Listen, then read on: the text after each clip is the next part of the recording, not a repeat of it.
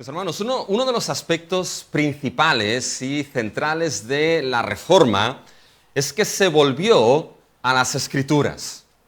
Las Escrituras habían quedado como algo relegado, las Escrituras y la tradición, había algo quedado relegado y apartado del pueblo. Y una de las cosas que la Reforma hizo, mis hermanos, fue volver a las Escrituras y llevar las Escrituras al pueblo.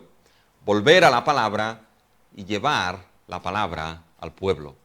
Por eso uno de los aspectos centrales, mis hermanos, de la Reforma y de la Iglesia evangélica ha sido o debería ser lo que es la proclamación central de la palabra de nuestro Dios. Y fíjense que esto es una de las cosas que vemos en este texto de Hechos 18. Si se dan cuenta, vamos a ver de que hay una centralidad, una importancia, un énfasis en lo que es la proclamación de la palabra de Dios, la proclamación del Evangelio de Cristo, la proclamación de que Jesús es verdaderamente el Cristo. Así que tengan sus Biblias abiertas en Hechos capítulo 18, en todo el capítulo que se ha leído en esta mañana. Y vamos a ver, mis hermanos, lo que es ese énfasis de la proclamación de la palabra. Y el texto de hoy nos va a animar, nos va a exhortar, y eso espero al menos en la voluntad del Señor, a que proclamemos, no solamente personalmente, sino como iglesia, a que proclamemos la palabra. Y esto lo vamos a ver en Hechos 18, bajo 3 puntos, mis hermanos. Primero, veremos ese llamado a que proclamemos la palabra como el primer medio para la formación del pueblo de Dios. Segundo, lo que veremos, mis hermanos, es esa exhortación a que proclamemos la palabra confiando en la protección divina cuando Dios forma a su pueblo. Y tercero, mis hermanos, somos animados a que proclamemos la palabra fielmente al testimonio del Evangelio para el pueblo de Dios. Así que estas 3 cosas son las que vamos a ver hoy. Lo primero que en Hechos 18, mis hermanos, vemos y se exhorta, se nos anima, es a que proclamemos la palabra como el primer medio para la formación del pueblo de Dios. Y aquí hay 2 preguntas a hacernos. La primera pregunta es: ¿qué implica esto? ¿Qué implica, mis hermanos, que la palabra sea el primer medio, la palabra proclamada sea el primer medio para la formación del pueblo de Dios? Bueno, lo que implica es una entrega a la proclamación de la palabra. Fíjense que no es nada nuevo a las alturas que estamos en el libro de Hechos decir que la Escritura, la palabra, es el primer medio que Dios usa para formar su pueblo, para edificar su iglesia. Eso es algo que aparece en el libro de Lucas de una manera muy marcada y es algo que Lucas va repitiendo a lo largo del libro de Hechos. Hay una serie de textos que hemos visto a lo largo de Hechos que Lucas utiliza para estructurar su libro, que nos muestran que cuando la palabra crecía, la iglesia crecía. Vimos un texto, por ejemplo, en Hechos 6, versículo 7, donde se nos dice: y crecía la palabra del Señor y el número de los discípulos se multiplicaba grandemente en Jerusalén, también muchos sacerdotes obedecían a la fe. Crecía la palabra, el número de discípulos también crecía.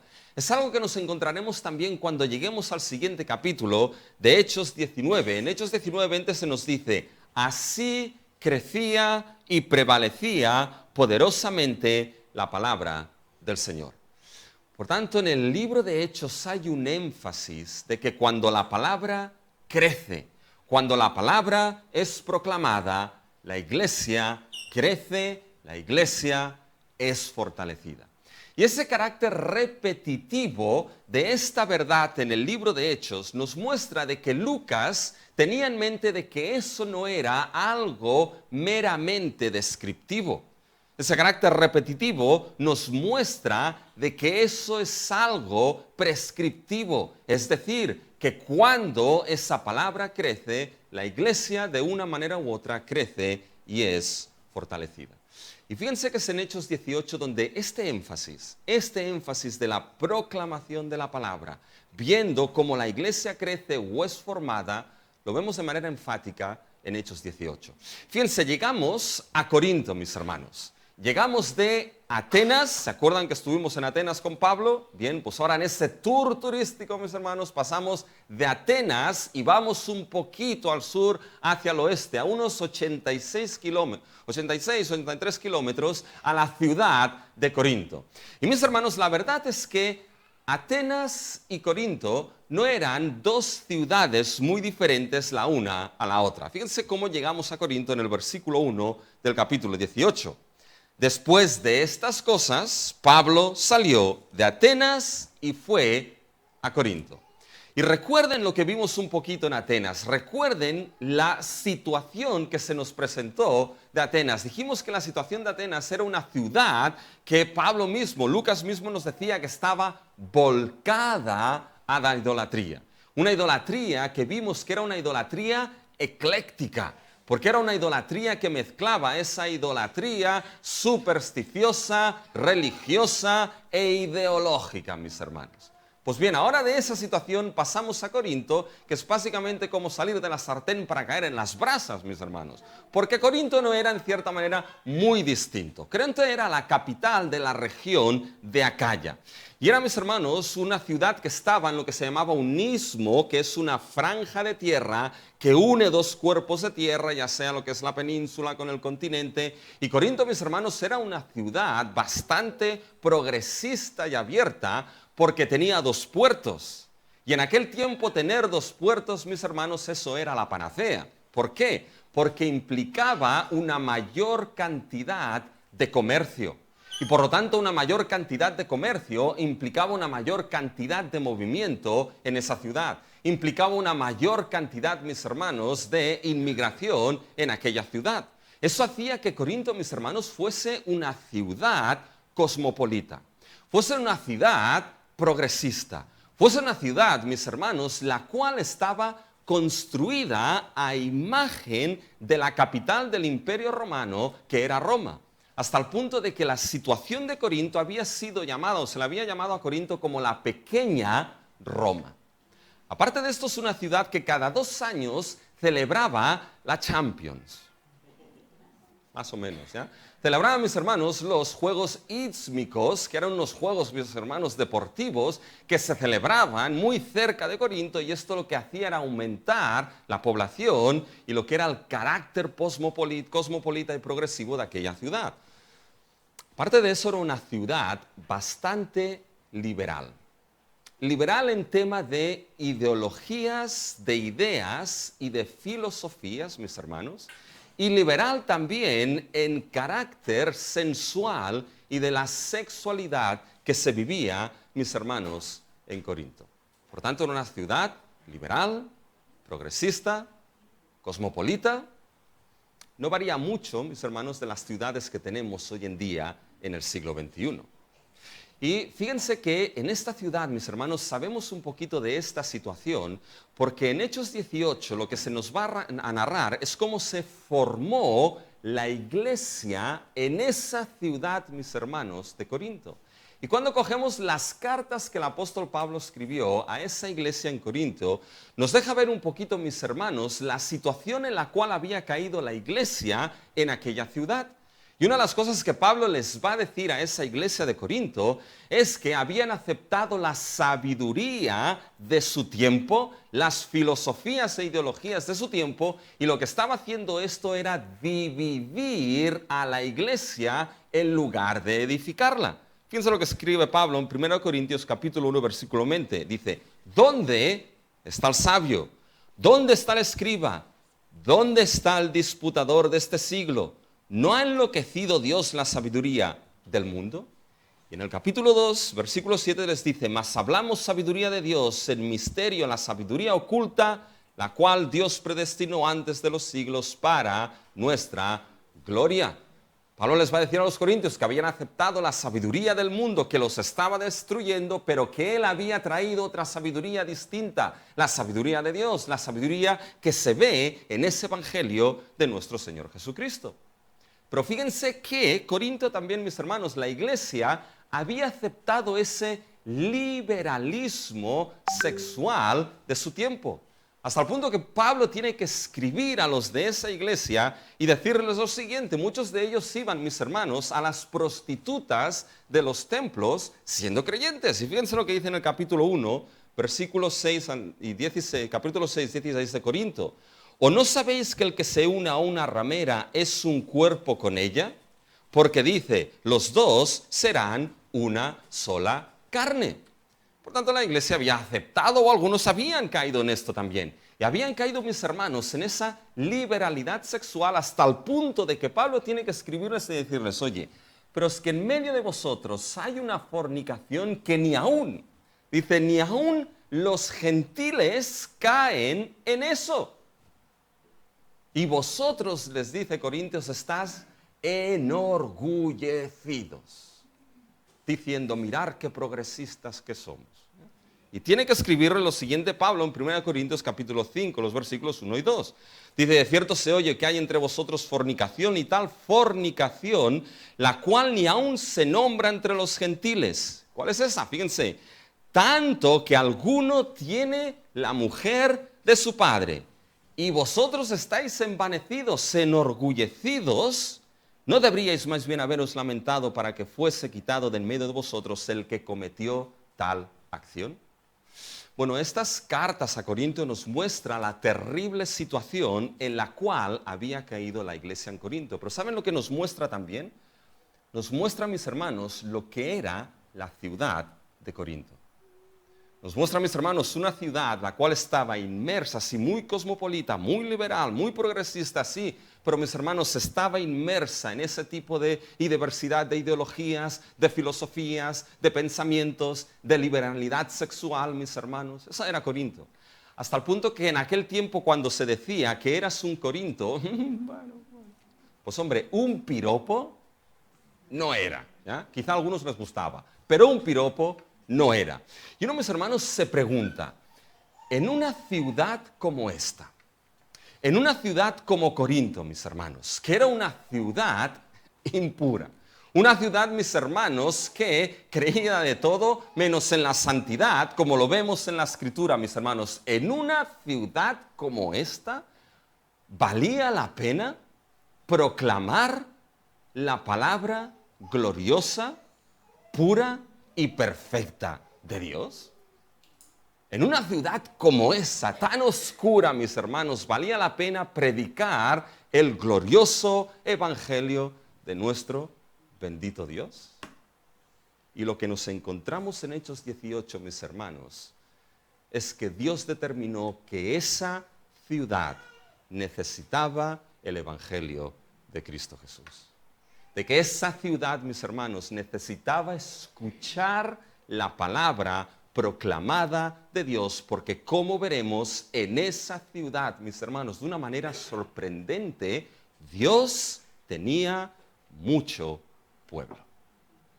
Y fíjense que este énfasis de la proclamación de la palabra en esa ciudad aparece de manera marcada en nuestro texto de Hechos 18. Fíjense las referencias a proclamar, a hablar, a predicar lo que es la palabra de manera directa y de manera indirecta. Fíjense cómo los capítulos, los versículos del 4 al 19, fíjense cómo forman una sección que se abre y se cierra con la realidad, mis hermanos, que lo que hacía Pablo era discutir, era debatir con aquellos judíos que estaban en las sinagogas. Fíjense lo que encontramos en el versículo 4. Y discutía, debatía, razonaba, acuérdense que hablamos de esto, en la sinagoga todos los días de reposo, y persuadía a judíos y a griegos. Fíjense el versículo 19, como esta sección se cierra con la misma idea. Fíjense lo que dice el versículo 19. Y llegó a Éfeso y los dejó allí, y entrando en la sinagoga, discutía, debatía, razonaba con ellos. Por tanto, una sección, mis hermanos, donde vemos a Pablo hacer algo que era común en Pablo: entrar en la sinagoga y debatir, discutir, razonar con ellos, algo que se nos dice también aquí, de que Jesús era el Cristo. Fíjense otras referencias directas a la proclamación de la palabra en este texto. Fíjense en el versículo 5, qué es lo que se nos dice. Fíjense lo que Pablo estaba haciendo o cómo estaba Pablo.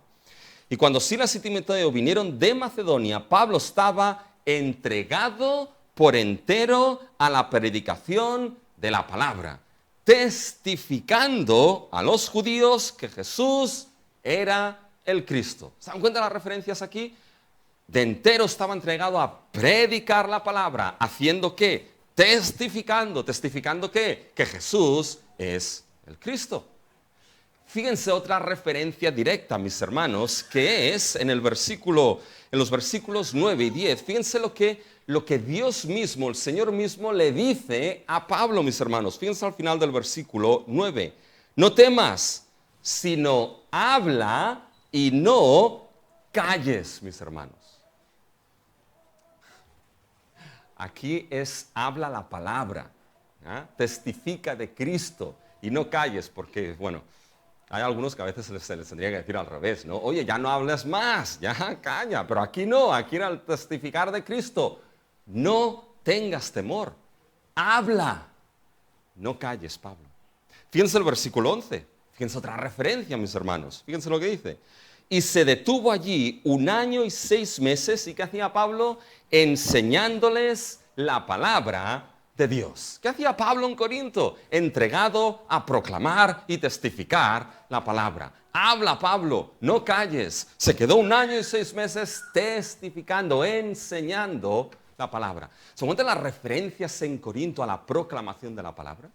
Estas son las directas, mis hermanos, pero después nos encontramos otras referencias indirectas a lo que es esa proclamación de la palabra. Y esas referencias indirectas vienen en lo que son los nombres que aparecen mencionados aquí de algunos individuos. Como por ejemplo, fíjense que se menciona a Aquila y Priscila, mis hermanos. Y Aquila y Priscila, o Priscila y Aquila, fueron, mis hermanos, fundamentales y vitales para el ministerio del apóstol Pablo. Fueron 2 pilares, mis hermanos, que sustentaron a Pablo y que estuvieron relacionados y ligados con el ministerio de la enseñanza de la palabra. Hasta el punto que cuando escucharon a un tal Apolos que hablaba de un bautismo que era el bautismo de Juan, ¿qué es lo que hicieron Priscila y Aquila con Apolos, mis hermanos? Lo hemos leído y se nos dice. Fíjense que lo apartaron y le enseñaron de manera más específica. Fíjense el versículo 26 al final. Le tomaron aparte y le expusieron más exactamente el camino de Dios. ¿Qué hicieron? Enseñaron, proclamaron, explicaron. Y después tenemos a Apolos, mi hermano. ¿Quién era Apolos? Se ve que era un predicador, mis hermanos, fantástico, que estaba dotado, mis hermanos, en las Escrituras, un predicador vehemente, fantástico. Ya veremos un poquito lo que pasaba con él, ¿ya? Pero fíjense que Apolos, mis hermanos, también estaba relacionado con la predicación, la exposición de lo que era la palabra de Dios, hasta el punto de que Pablo, cuando escribe a los Corintios, ¿qué es lo que dice? Que él, Pablo, como perito arquitecto, puso el fundamento. ¿Y Apolos qué es lo que hizo? Apolos, mis hermanos, regó. Por tanto, fíjense que cuando llegamos a Hechos 18, cuando llegamos a esa ciudad de Corinto, mis hermanos, un énfasis de Hechos 18 es la proclamación, es el testimonio, es la enseñanza de la palabra de Dios, del Evangelio de Cristo, de que Jesús es el Cristo. Y ese énfasis, mis hermanos, ese énfasis lo que nos muestra es que esa ciudad, aún en la situación que estuviese, esa ciudad necesitaba de la palabra de Dios. Esa ciudad necesitaba del Evangelio. Y en esa ciudad Dios llevó a sus siervos para que esa palabra fuese proclamada. Y cuando llegan, mis hermanos, llega Pablo a Corinto, se encuentra con esos 2 judíos, se encuentra con un judío que se llamaba Aquila y su esposa que se llamaba Priscila. Fíjense en el versículo 2. Y allá un judío llamado Aquila, natural del Ponto, recién venido de Italia con Priscila, su mujer, por cuanto Claudio había mandado que todos los judíos saliesen de Roma. Claudio estableció, mis hermanos, un edicto, posiblemente en el 49, en el cual expulsó a lo que eran los judíos, fueran judíos o judíos cristianos, mis hermanos, los expulsó de Italia, probablemente venían de Roma, lo que era Aquila y Priscila, y de tal manera que fueron a parar a Corinto. Y allí llega Pablo, mis hermanos, y quizá Priscila y Aquila ya eran creyentes, ¿ya? No se convirtieron con el ministerio de Pablo, sino que ya eran creyentes. Pablo llegó, mis hermanos, si se fue, se nos dice, con ellos, y qué gran casualidad, entre comillas, ¿ya? O qué gran providencia, mis hermanos, que todos eran del mismo ramo y del mismo oficio. Fíjense lo que se nos dice en el versículo 3. Y como era del mismo oficio, se quedó con ellos y trabajaban juntos, pues el oficio de ellos era hacer tiendas, mis hermanos. Ahora, posiblemente la palabra que se utiliza aquí, mis hermanos, para hacer tiendas es una palabra muy específica y se refiere a mucho más solamente que hacer tiendas. Podría referirse a que eran artesanos del cuero. Y sabemos que en la región de la cual era el apóstol Pablo, que era Tarso, mis hermanos, había algo que era de pelo, un material que era de pelo de cabra, que se llamaba el cilicium, que se utilizaba para hacer tiendas y otras cosas porque era un material muy resistente e impermeable al agua. Era el Gore-Tex de la época, ¿ya? En aquel tiempo. Por tanto, fíjense, mis hermanos, que llegaron y empezaron a trabajar juntos ahí. ¿Por qué Pablo en Corinto, que pasó bastante tiempo en Corinto? Corinto y Éfeso fueron dos lugares donde Pablo invirtió mucho tiempo en la predicación y en la enseñanza de la palabra. ¿Por qué trabajó, mis hermanos, con sus manos? Hay varias razones. Y una de ellas se nos da en 1 Corintios 9, que no tenemos, mis hermanos, tiempo para verlo hoy en día, ya en el día de hoy, si no lo pueden leer en su casa. Pero es importante que Lucas nos diga, oye, que eran trabajadores, curtidores del cuero, ¿ya? Y trabajaban en ello. Es importante porque esto contrasta con lo que se nos dice en el versículo 5. Cuando Timoteo y Silas llegan a Corinto. Y fíjense lo que se nos dice, mis hermanos, en el versículo 5. Y cuando Silas y Timoteo vinieron de Macedonia. Acuérdense que dejamos a Silas y a Timoteo, mis hermanos, en Berea. ¿Se acuerdan? Y Pablo tuvo que viajar él solo a Atenas y les dijo, oye, lo más pronto posible, cuando se pueda, que Silas y Timoteo vengan conmigo, se reúnan conmigo. No pudo ser en Atenas, es aquí en Corinto. Pero ¿saben lo que llama la atención? Que cuando llegan Silas y Timoteo de Macedonia, no encontraron a Pablo primeramente haciendo tiendas, trabajando el cuero, mis hermanos. ¿Cómo encontraron primeramente al apóstol Pablo en el versículo 5? Fíjense lo que dice la Biblia. Pablo estaba entregado por entero a la predicación de la palabra. Pablo estaba entregado con toda su alma, mis hermanos, a predicar la palabra, proclamar la palabra, testificando que Jesús es el Cristo, mis hermanos. Y esa expresión aquí, entregado, mis hermanos, por entero, es un verbo pasivo. Un verbo, mis hermanos, pasivo, reflexivo. Ya dirán, ¿qué es eso? Reflexivo no es que reflexionaba mucho, ¿ya? Este verbo. Sino que básicamente es que él mismo, mis hermanos, él mismo, Pablo, estaba con todo su corazón y con toda su alma a hacer una cosa vital, mis hermanos. Y esa cosa vital, mis hermanos, era a proclamar la palabra gloriosa del Evangelio de Cristo.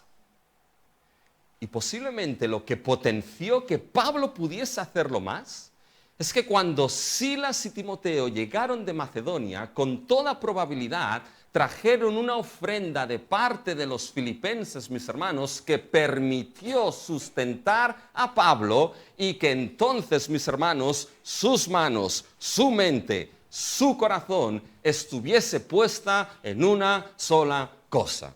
¿En qué? En proclamar la palabra a judíos y gentiles en Corinto, mis hermanos. Fíjense, esa ofrenda aparece en 2 Corintios y en Filipenses 4. Fíjense en 2 Corintios 11:9. Y cuando estaba entre vosotros y tuve necesidad, a ninguno fui carga, pues lo que me faltaba lo suplieron los hermanos que vinieron de Macedonia, y en todo me guardé y me guardaré de seros gravoso. Fíjense Filipenses 4:16. pues a una Tesalónica me enviasteis una y otra vez para mis necesidades. Mis hermanos, Filipenses era una iglesia, mis hermanos, que sabía lo que era sustentar a ese apóstol.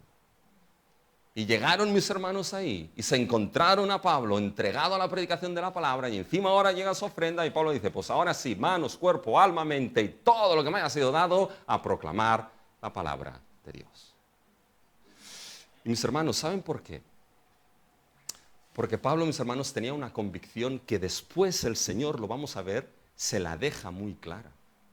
Pablo, mis hermanos, tenía la gran convicción de que no solamente era ese apóstol que había sido enviado, mis hermanos, a predicar a los gentiles y a los judíos, mis hermanos, sino que Pablo tenía, mis hermanos, la convicción de que por la predicación de esa palabra, por la proclamación de esa palabra, mis hermanos, se formaba el pueblo de Dios, la iglesia de Cristo. Y cuando entendemos, mis hermanos, que la palabra es el primer medio que Dios va a usar, mis hermanos, para la formación de su iglesia, lo que tendría que haber, mis hermanos, en nuestro corazón es la misma entrega que había en el apóstol Pablo, entregados de manera entera a proclamar la palabra de nuestro Dios. Nada, ¿me estás diciendo entonces, Rubén, que tengo que dejar de hacer tiendas? No. Te estoy diciendo que incluso haciendo tiendas te hagas tesoros en el cielo. De que incluso, mis hermanos, en la situación en la cual Dios te haya puesto, en el lugar donde Dios te haya puesto, tu corazón esté entregado a toda la proclamación de que Jesús es el Cristo. Sea trabajando en la metalurgia, sea trabajando en los hospitales, sea trabajando en una oficina, sea teletrabajando desde casa, sea trabajando en lo que es la asesoría, sea trabajando en la gestoría, sea trabajando en lo que es en el taxi, mis hermanos, sea que estás haciendo prácticas de algo, sea en el gimnasio, sea donde sea, un corazón entregado a la proclamación de la palabra.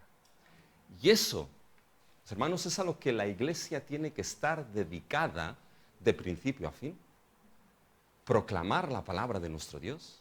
Sí, ciertamente la iglesia tiene que hacer muchas otras cosas. Pero si la iglesia falla, mis hermanos, en la proclamación de la palabra, si la iglesia falla en el avance de la causa de Cristo, del reino de Cristo, mis hermanos, la iglesia va fallado en su misión principal. Y debe estar entregada a proclamar la palabra para la causa de Cristo, para el reino de Cristo, mis hermanos, para que aquel que está sentado en el trono hoy mismo siga enseñando y haciendo desde el trono celestial, por medio de su Espíritu y la predicación del Evangelio, mis hermanos, lo que dijo a inicios de hecho, mis hermanos, y formar a su iglesia amada y querida. Por tanto, ¿qué implica, mis hermanos, el hecho de entender que la palabra es el primer medio para la formación del pueblo de Dios? Implica una entrega a la proclamación de esa palabra. ¿Cuál será el resultado de esa entrega a proclamar la palabra? Fíjense que el resultado, se lo he dicho, es muy fácil. Es la salvación y formación de la iglesia. Fíjense, mis hermanos, que esto lo vemos a partir de los versículos del 5 en adelante. Pero fíjense que Pablo se nos dice que estaba entregado a predicar la palabra, testificar que Jesús es el Cristo. Y qué sorpresa cuando esos judíos se lo opusieron y empezaron, mis hermanos, a blasfemar. Fíjense el versículo 6. Pero poniéndose y blasfemando estos. Esto no es nada nuevo. Ya lo hemos visto y lo volveremos a ver. Que cuando la proclamación de la palabra de Dios, la proclamación de Cristo es dado, inmediatamente, mis hermanos, surge sí oposición. La cuestión es que fíjense cómo ahora Pablo responde. Ese hombre de aquí no tenía pelos en la lengua, Pablo. Fíjense con lo que les dice en el versículo 6. Lo que dice, sacudiéndose los vestidos, dijo, vuestra sangre sea sobre vuestra propia cabeza. Yo limpio, desde ahora me iré a los gentiles. Pablo ya dijo algo así. Ya dijo algo, mis hermanos, parecido en Hechos 13, 51, mis hermanos. Fíjense que en Hechos 13, 51 dijo, ellos entonces sacudiendo contra ellos el polvo de sus pies, se refiere a Pablo y Bernabé, llegaron a Iconio, es decir, de Antioquía de Pisidia, sacuden el polvo de sus pies, Pablo y Bernabé, y se van a Iconio. Pero aquí Pablo, en Corinto, es más enfático. Fíjense lo que hace, sacudiéndose, mis hermanos, los vestidos.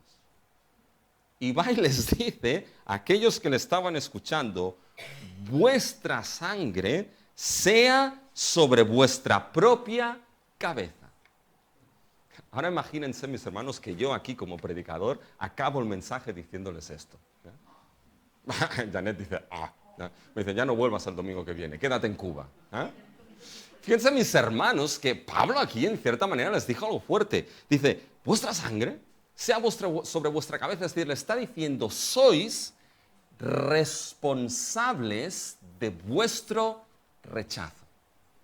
Sois responsables de haber rechazado la proclamación de que Jesús de Nazaret es el Cristo. Habéis tropezado con esto y sois responsables de vuestro rechazo. Y esto es algo, mis hermanos, que a veces cuesta de entender, porque aunque Dios, vamos a ver que tiene mucho pueblo en esa ciudad, aunque Dios, mis hermanos, tiene a los suyos, y Dios tiene a los suyos, mis hermanos amados, desde antes de la fundación del mundo en Cristo. Y nunca voy a parar de testificar esto porque la Biblia así lo testifica, mis hermanos. Aunque Dios tenga a los suyos amados desde antes de la fundación del mundo, escogidos en Cristo Jesús, mis hermanos, existe la responsabilidad del ser humano de aceptar o de rechazar el Evangelio de Cristo Jesús. Yo le hemos dicho en la escuela dominical, ¿cómo compaginamos esta soberanía, mis hermanos, y esta responsabilidad humana? Y hemos dicho, no tenemos idea. Bueno, al menos yo, no tengo idea, mis hermanos. Porque esto está en la mente soberana y los caminos altos e inescrutables de nuestro Dios, mis hermanos. Y si para Él encaja, perfecto, mis hermanos. Aquí se proclama una cosa y la otra. Por lo tanto, Pablo les dice, vuestra sangre sea vuestras cabezas. Sois responsables de haber rechazado que Jesús es el Cristo. Por tanto, fíjense lo que hace Pablo ahora, fíjense lo que les dice. Yo, versículo 6, y ese yo es enfático, aquí, no tendría por qué estar, es enfático. Dice yo, no otro, yo, el apóstol Pablo, dice limpio. Paren ahí, limpio. Y eso es importante porque la palabra que está utilizando aquí para limpio, mis hermanos, se refiere a una palabra que tiene que ver, mis hermanos, con limpieza ritual. Es decir, aquello que es limpio es aquello que no es profano, que no es común, que no es inmundo. Y eso tiene una significación importante, mis hermanos, en el libro de Hechos, porque dice, yo limpio, es decir, ritualmente limpio, no impuro, no común, dice, desde ahora me iré ¿a quién? A los gentiles. Le dice eso a los judíos. ¿Y quiénes eran los gentiles desde el punto de vista de los judíos, mis hermanos? Eran perros impuros e inmundos y pulgosos. Bueno, esto lo he añadido yo. Pero básicamente lo que era la visión de los gentiles es que eran perros y eso es un animal inmundo, mis hermanos. Y ahora aquí va Pablo, mis hermanos, acuérdense en Hechos 10, con Cornelio, que va Pedro a ver a Cornelio y le dice, oye, tú sabes lo que supone para mí, un judío, entrar y pisar la casa de un gentil. Eso es hacerme impuro, contaminarme. Y ahora Pablo aquí dice, yo limpio. No estoy impuro, yo limpio. A partir de ahora me voy a los gentiles. ¿Cómo puede decir Pablo algo así, mis hermanos? ¿Saben? Debemos entenderlo a la luz de todo lo que está sucediendo en el libro de Hechos. Porque en el libro de Hechos, mis hermanos, desde que el Espíritu Santo llegó y ese nuevo pacto se abrió, mis hermanos, a todas las naciones, Dios hizo algo. Dios declaró, mis hermanos, a los gentiles, los declaró limpios para formar parte de su pueblo. ¿Se acuerdan cuando estaba Pedro en el terrado, mis hermanos, con el hambre que tenía? Y le bajó ese lienzo, mis hermanos, lleno de animales puros e impuros. Y Dios le dijo 3 veces, oye, come. Y Pedro dijo, no voy a comer, Señor, ¿cómo voy a comer de esas cosas tan impuras que hay ahí, Señor? ¿Cómo voy a comer esas morcillas? No. ¿Y qué es lo que le dice entonces Dios, mis hermanos, a Pedro? Fíjense lo que le dice Dios en el capítulo 10, versículo 15. Volvió la voz a él la segunda vez. Lo que Dios limpió, no llames tú común o impuro. Y cuando Pedro va a casa de Cornelio, Pedro entonces entiende algo. Después se le fue un poquito, se le fue la pinza después, ¿ya? Pero entendió algo. Y fíjense lo que entendió Pedro en Hechos 10, 34. Entonces Pedro, abriendo la boca, dijo, en verdad comprendo que Dios no hace acepción de personas. Cuidado con esto, porque Dios no hace acepción de personas es en ese contexto de Hechos, de que ahora esa salvación por la fe ha llegado a aquellos que creíamos que eran impuros. Y Dios los ha declarado puros, ha llegado a los gentiles. ¿Cómo lo sabemos? Porque en Hechos 15, cuando se preguntaban qué hacemos con esos gentiles que han recibido el Espíritu como nosotros, se levantó Pedro y dice, oye, pero ¿no os acordáis? Desde que han recibido el Espíritu por fe al igual que nosotros, mis hermanos. Por tanto, fíjense lo que Pablo les está diciendo a esos judíos cuando les dice, la sangre sea sobre vuestras cabezas, yo limpio, me voy a los gentiles, no me quedo impuro porque ahora esto es lo que Dios básicamente ha hecho para formar a su pueblo. Les está diciendo, vosotros quedáis fuera, esto es fuerte.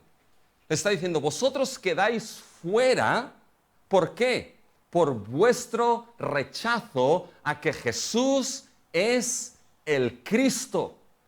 Y aquellos que pensabais que estaban fuera y son tan impuros, ahora están dentro por la sola fe en que Jesús es el Cristo, el Hijo de Dios. Y ese pueblo que se está formando aquí, fíjense, ese pueblo que se está formando aquí por la proclamación de la palabra, del Evangelio, es un pueblo que estará formado en base a la sola fe en Cristo Jesús. En la persona de Cristo Jesús, de toda tribu, lengua, raza y nación, judíos y gentiles en ese contexto, mis hermanos. ¿Se dan cuenta? La proclamación de la palabra que trajo como resultado la salvación y la formación de lo que es la iglesia. Y eso es lo que sucede. Fíjense que Pablo no se fue muy lejos, después que fue de la sinagoga, dio la vuelta a la esquina y se fue a la casa de un tal Justo. Fíjense en el versículo 7. Y saliendo de allí, se fue a la casa de uno llamado Justo, temeroso de Dios, la cual estaba junto a la sinagoga. Y miren ahora lo que sucede. Y Crispo, el principal de la sinagoga, creyó en el Señor con toda su casa. El principal de la sinagoga, mis hermanos, será judío. Él y toda su casa creyó en el Señor, mis hermanos. Y no solamente él, este Crispo es importante porque cuando llegamos a Corinto, Pablo dice, bueno, es que yo solamente he bautizado a dos, a Crispo y a Gayo. Es decir, lo menciona de manera enfática y específica Pablo. Pero fíjense qué más sucede en el versículo 8. Y muchos, no solamente Crispo y su casa, y muchos de los corintios oyendo creían y eran bautizados, mis hermanos. ¿Qué es lo que sucede en Corinto? Es muy fácil de entender esto. ¿Qué es lo que sucede en Corinto con la proclamación de la palabra? ¿Saben lo que sucede, mis hermanos? Que Dios dio salvación y que Dios formó a su iglesia en esa ciudad. En esa ciudad, mis hermanos, que era liberal, que era impía, mis hermanos, Dios fue capaz de, mediante la predicación de la palabra, formar y crear a un pueblo redimido y celoso de buenas obras. Lo que sucedió aquí, mis hermanos, es lo que sucede a lo largo de la historia cuando se proclama la palabra y el Evangelio de Cristo. Que Dios en su soberana voluntad trae salvación y la iglesia es formada y edificada. Y Dios ha querido que sea por la locura de la predicación, mis hermanos, por la locura de lo que es expuesto. Esto se lo escribió a los corintios. Dice, bueno, para los judíos es tropezadero el Evangelio, para los gentiles es locura. Pero Pablo escribió a los Corintios, mis hermanos, en el capítulo 1, versículo 21 de 1 Corintios, pues ya que en la sabiduría de Dios el mundo no conoció a Dios mediante la sabiduría, agradó a Dios salvar a los creyentes por la locura de la predicación. Literalmente por la locura de lo que es predicado. ¿Y qué predicó Cristo en Corinto, mis hermanos? ¿Saben qué predicó? Que Jesús es el Cristo. ¿Saben qué predicó? Se lo dijo a los Corintios en el capítulo 2, cuando llegué a vosotros llegué con temor y temblor y me propuse saber una sola cosa entre vosotros, Corintios, a Jesucristo y a este crucificado, mis hermanos. Y esa sabiduría de la cruz es la que salva y es la que edifica y forma, mis hermanos, a la iglesia. Pablo, como perito arquitecto, les dirá, ¿sabéis lo que yo hice, Corintios? Yo puse el fundamento. Y ese fundamento es el Evangelio. Apolos después regará, pero yo puse el fundamento. Apolos regó, pero aquí el que da el crecimiento no soy ni yo ni Apolos, es Dios. Y dio el crecimiento de esa iglesia en Corinto. Y mis hermanos, este Evangelio y esta palabra, no lo olvidemos nunca, será el fundamento, mis hermanos, en el cual como iglesia creceremos. Es el fundamento, mis hermanos, que creceremos como iglesia en la madurez del Evangelio de Cristo Jesús. Pero es en esa palabra, mis hermanos, proclamada, en esa locura de la predicación, incluso cuando la predicación es hora y media y dice, bueno, este ya se ha vuelto loco del todo, ¿ya? Pero mis hermanos, incluso en eso, será en esta palabra predicada y expuesta y proclamada, mis hermanos, donde la iglesia se edificará y Dios añadirá los dones de gracia, mis hermanos, que tenga que añadir para que esa iglesia crezca y se edifique. Y sobre ese fundamento, cada uno de nosotros edificará, como Pablo les dice a los corintios. Y si sobre este fundamento alguno edificare oro, plata, piedras preciosas, madera, heno, hojarasca, la obra de cada uno será manifiesta, porque ese día la declarará, mis hermanos.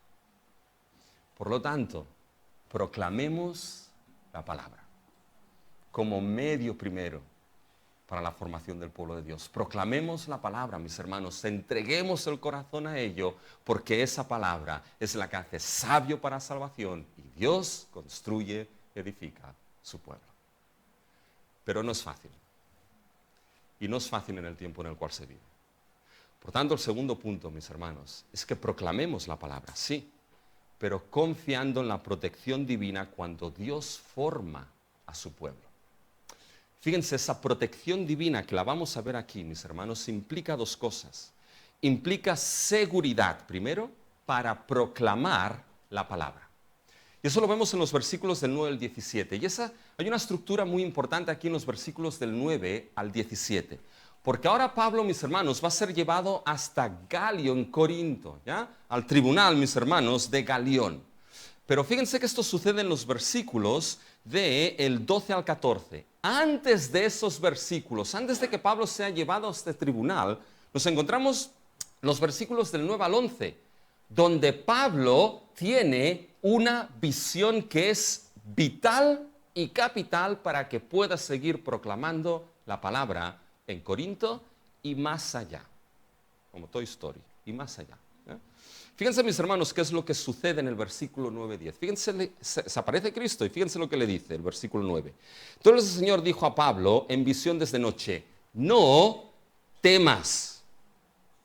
Esto, mis hermanos, es aquí un mandamiento, no temas. Literalmente es Pablo, para de temer, para de tener miedo. No temas, sino habla. No te calles, mis hermanos. ¿Tenía razones Pablo para temer?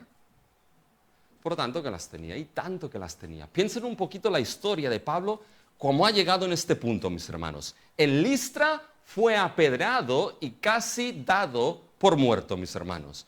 En Filipo fue llevado, mis hermanos, a la cárcel con Bernabé y con Silas, y fue, mis hermanos, atado al cepo. En Tesalónica y en Berea vinieron aquellos judíos que alborotaron, mis hermanos, todo lo que era la situación y el pueblo para poder coger, mis hermanos, al apóstol Pablo. ¿Tenía razones Pablo, mis hermanos, para temer? Y ahora aquí nos encontramos aquellos que se oponían y blasfemaban, y Pablo dice quizá en su mente, voy a acabar de la misma manera como acabé en Filipos, sino peor. ¿Tenía Pablo razones para temer? Las tenía, mis hermanos. ¿Y saben lo que conforta esto mi corazón? Porque a veces pensamos en Pablo como el gran apóstol Pablo, el superapóstol. Hacía así, salía una S, superapóstol. No tenía miedo ni nada, no le temblaba nada, mis hermanos. Iba totalmente valiente, pero que Cristo le diga, no temas, para de temer. Pablo, mis hermanos, era de carne y hueso como nosotros. Y él temía. ¿Y saben qué, mis hermanos? Si no fuese por palabras como estas, para de temer. Personalmente, sinceramente se los digo, había días que no me subiría al púlpito, mis hermanos.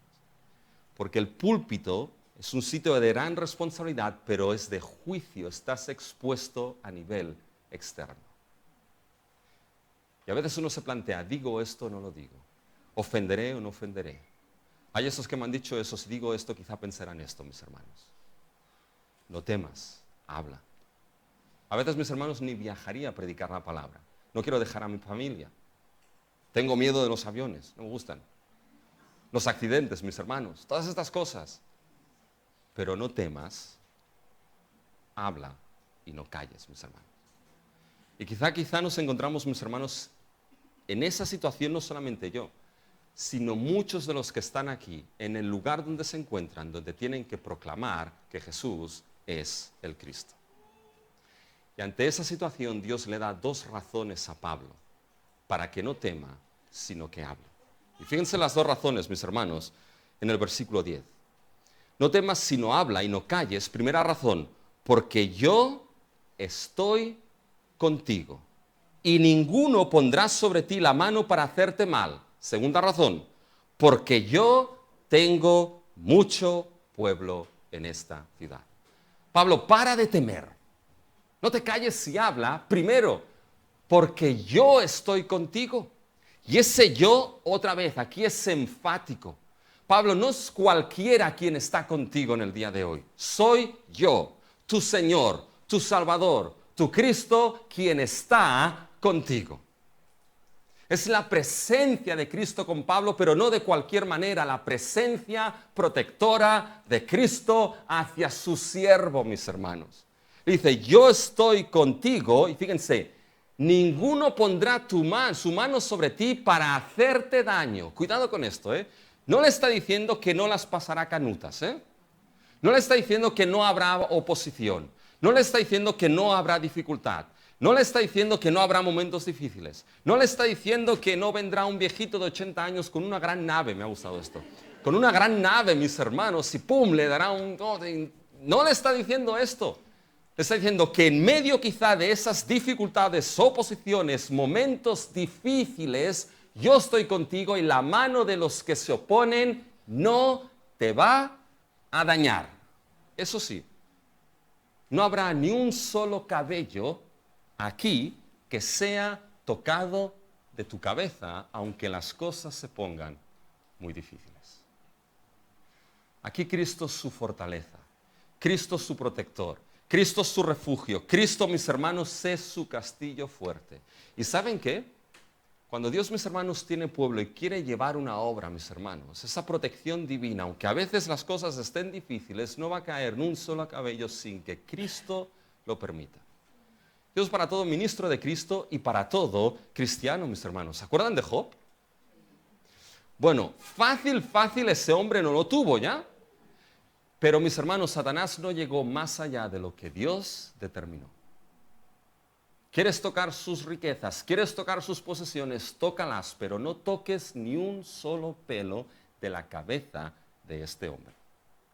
No toques su vida. Y Satanás llegó hasta donde Dios determinó con Job. Y cuando Dios, mis hermanos, tiene el propósito de formar a su pueblo, sea donde sea, mis hermanos, si Dios determina, ni una mano te dañará, ni una mano dañará a los siervos de Cristo. Porque yo estoy contigo, pero fíjense, hay otra razón, mis hermanos. Fíjense la segunda razón.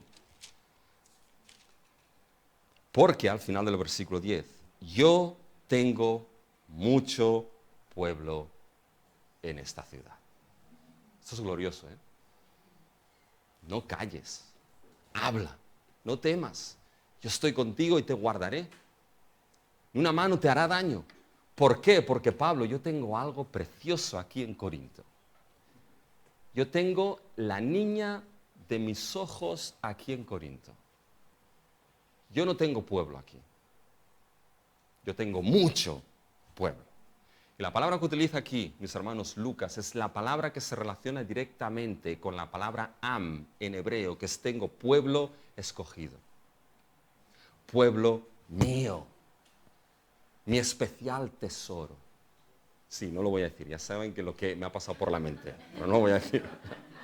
Mi especial, ya me conocen ya, mi especial tesoro, mis hermanos. Fíjense que esto, mis hermanos, es algo glorioso. Tengo mucho pueblo, pueblo redimido en esa ciudad. Y saben, para que ese pueblo, mis hermanos, precioso de Dios, en Corinto, pudiese, mis hermanos, llegar a los pies de Cristo y entrar a formar parte de la gloriosa iglesia de Cristo formada en esa ciudad, ¿saben lo que se requería? Se requería que el Evangelio fuese predicado. Y se requería, mis hermanos, que ese Pablo supiese que Cristo estaba con él y que ni una mano le dañaría para que el Evangelio fuese predicado y ese pueblo fuese formado. ¿Cómo Pablo podía saber, mis hermanos, que había mucho pueblo? Bueno, porque Cristo se lo había dicho, pero ¿quién eran? No lo podía saber Pablo. ¿Por dónde que tenía que hacer, mis hermanos? Una predicación general. Un llamado general del Evangelio. Siempre hay un llamado general del Evangelio, mis hermanos. Siempre a todos, arrepiéntete y cree en Cristo Jesús. Pero aquellos, mis hermanos, que son pueblo escogido de Dios, amados por Dios desde antes de la fundación del mundo, aquellos que Dios ha derramado a su amor redentor, en esos, mis hermanos, ese llamado general o ese llamado será eficaz y específico y responderán sí a Cristo Jesús. Y serán parte, mis hermanos, de ese glorioso pueblo. Mira, antes de cerrar este punto en aplicación, esa protección divina no solamente es la seguridad para la proclamación, sino que es la garantía. Hay seguridad y hay garantía para proclamar esta palabra. Y fíjense, mis hermanos, que la garantía, fíjense lo que sucede en el versículo 11. Pablo se estuvo con esto allí 1 año y 6 meses enseñándoles la palabra. Tenía carta blanca, carta divina, mis hermanos, para enseñar la palabra. Pero fíjense ahora a partir del versículo 12, mis hermanos. Aunque ninguna mano te dañará, fue llevado ante el tribunal. ¿Ante el tribunal de quién? Fíjense, de Galión, mis hermanos, procónsul de Acaya, nos dice el versículo 12. Y los judíos se levantaron de común acuerdo contra Pablo y lo llevaron al tribunal. Mis hermanos, Galión, este es importante, era procónsul de la región de Acaya. Y fíjense, mis hermanos, que este Galión era hijo de Marcus Séneca, un retórico español.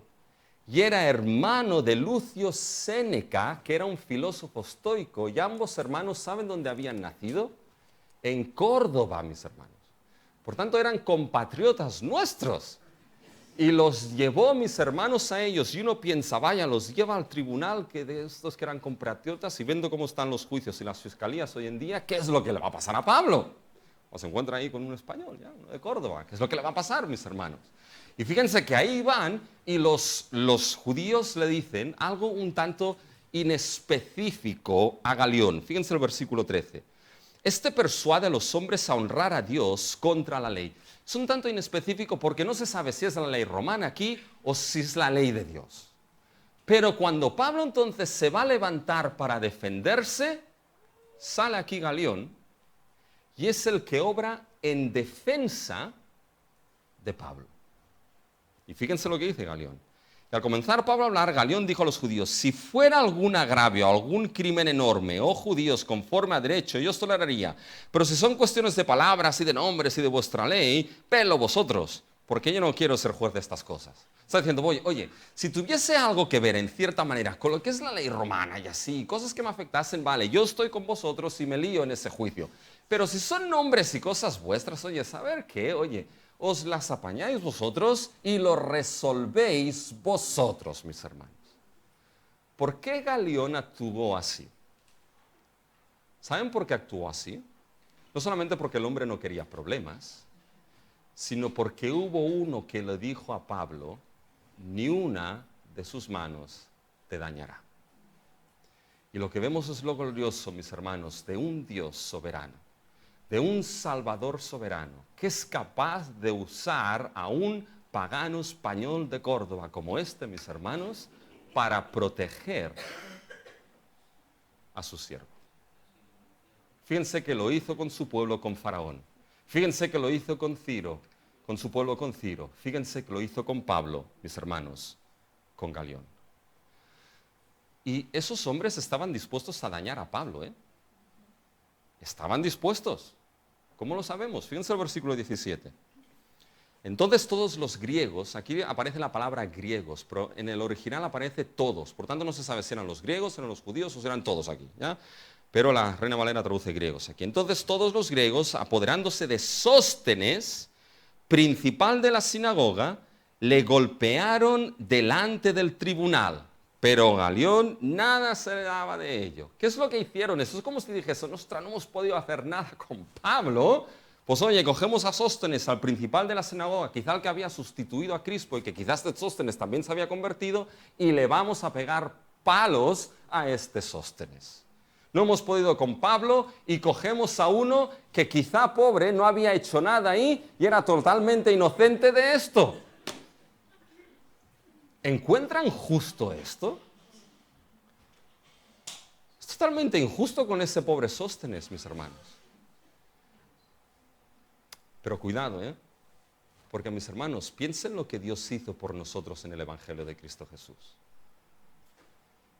No solamente golpeó, mis hermanos, sino que su Hijo, Jesús, tuvo que morir en la cruz por nuestra culpabilidad.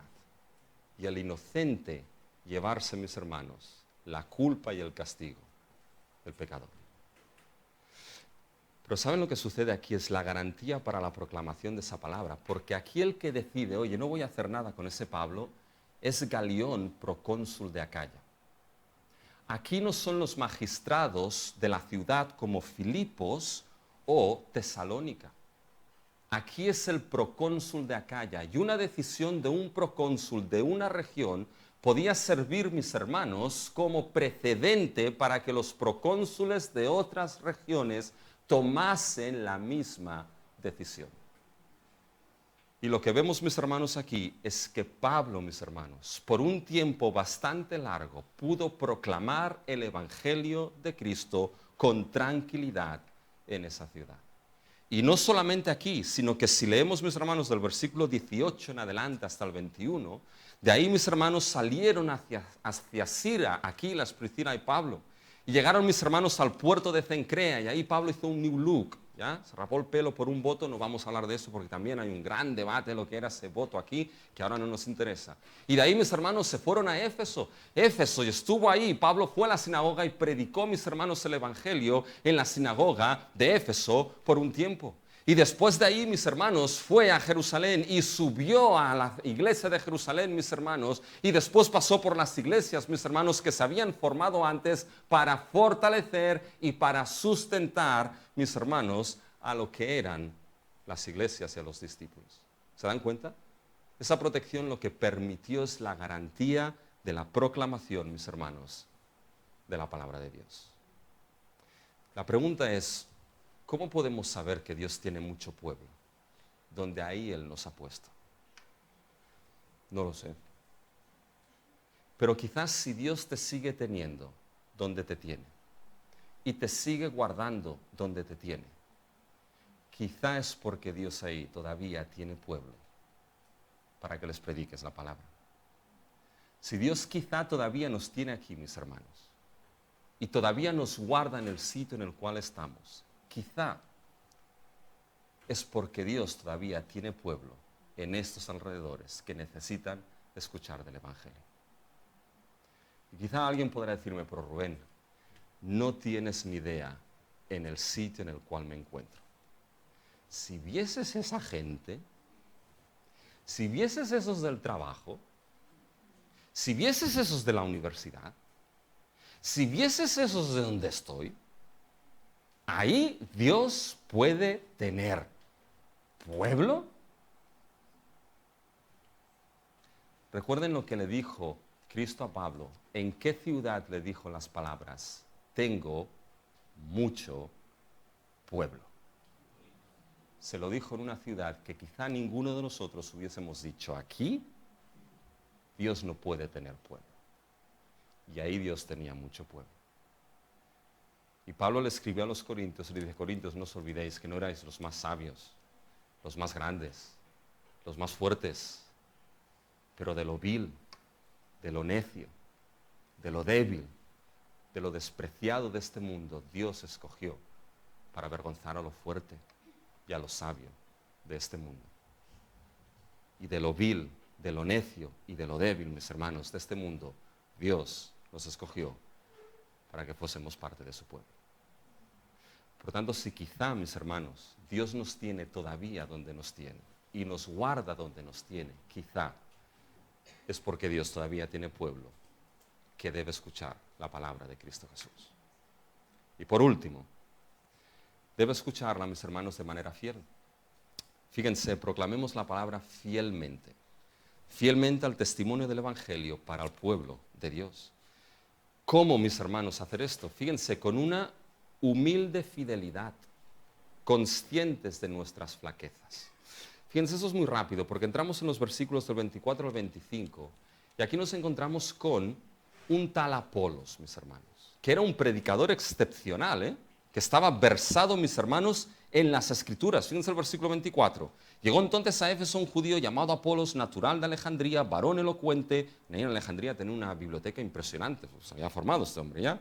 Varón elocuente, poderoso en las Escrituras. Este había sido instruido en el camino del Señor, y siendo de espíritu fervoroso, hablaba y enseñaba diligentemente lo concerniente al Señor, aunque solamente conocía el bautismo de Juan. Su teología era incompleta, mis hermanos. Tenía una flaqueza teológica y se había quedado en el bautismo de Juan. Eso, mis hermanos, ya es parte del antiguo pacto. Llega el nuevo pacto con Cristo y nuestro bautismo mira en retrospectiva, mis hermanos, a lo que Cristo hizo en aquella cruz y en la resurrección. Y se había quedado con el bautismo de Juan. Tenía una teología incompleta. ¿Saben lo que le faltaba, mis hermanos, a Apolo? Le faltaba teología bíblica, mis hermanos. Le faltaba entender que la revelación es una revelación que progresa orgánicamente en la historia del tiempo. ¿Le suena, no, a los alumnos? Espero que les suene, ¿no? Si no, lo vuelvo a explicar otro día. ¿Ya? Una revelación progresiva, orgánica en el tiempo que se cumple, mis hermanos, en Cristo Jesús. Y su teología era incompleta, tenía esa flaqueza. Y cuando Apolos, cuando Priscila y Aquila lo escucharon, ¿qué es lo que hicieron? ¿Saben lo que hubiesen podido hacer? Priscila y Aquila dijeron, anda, mira este. Ya nos explica esto, cuenta esto, está mal. Fuera, no lo queremos escuchar más. No, lo enseñaron. ¿Y Apolos qué hizo, mis hermanos? Hubiese podido decir, oye, ¿estos qué tienen que decirme a mí? Si vengo de Alejandría, que hay una biblioteca impresionante, ¿qué tenéis vosotros? Pero no, fue humilde para ser enseñado. Unos humildes para enseñar y otros humildes para ser enseñados. Y eso nos da a entender, mis hermanos, de que nuestra teología, sea cual sea, no es perfecta. Tenemos flaquezas, mis hermanos, teológicas, todos nosotros. MacArthur decía, yo sé que en mi teología hay cosas que no están bien y hay agujeros. El problema es que no sé dónde están. Pero fíjense, mis hermanos, que todos tenemos, en cierta manera, flaquezas y debemos tener la humildad muchas veces de reconocerlas. Porque al fin y al cabo, ¿saben?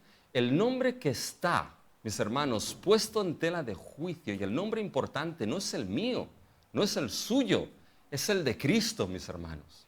Y si para eso debemos enseñar o ser enseñados. Para que Cristo sea proclamado lo más fielmente, debemos enseñar y ser enseñados para que el Evangelio sea fielmente proclamado al pueblo de Dios, mis hermanos.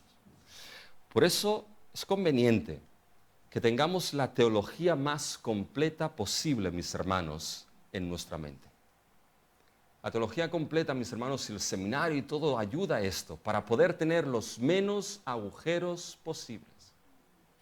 Y quizá, esto no es propaganda del seminario, bueno, tómenlo como quieran, y quizá piensa en lo siguiente, quizá Dios te ha puesto en un sitio, en una iglesia, quizá esta, para que tus fundamentos teológicos en algo que quizá había agujeros sean sacudidos, para que sean llenados de la verdad bíblica del Evangelio. Por tanto, proclamamos esa palabra fielmente, pero siendo conscientes de nuestras flaquezas y de nuestros puntos ciegos. Por tanto, mis amados hermanos, proclamemos la palabra, porque con ello Dios forma su pueblo. Proclamemos la palabra, conscientes de que Él guarda los suyos cuando tiene que hacer su obra. Proclamemos la palabra fielmente al Evangelio de Cristo Jesús.